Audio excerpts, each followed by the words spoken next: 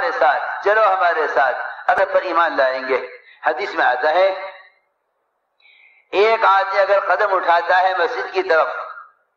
ایک آدمی قدم اٹھاتا ہے مسجد کی طرف تعلیم کے حلقے میں شرکت کرنے کے لیے یا تعلیم کرانے کے لیے، تو حدیث میں فرمایا ہے کہ اس کو ایک کامل حج کا ثواب دیا جاتا ہے۔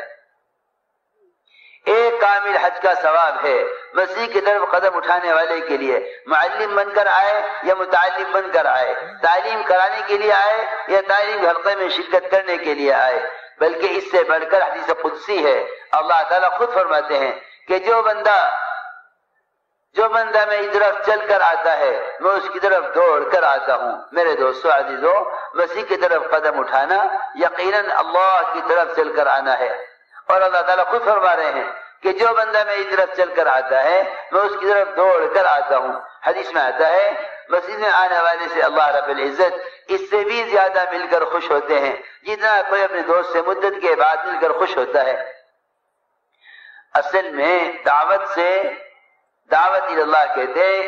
دعوت اللہ کا مطلب ہے اللہ کے بندوں کو اللہ کی فرائض کی ادائیگی پر لانا۔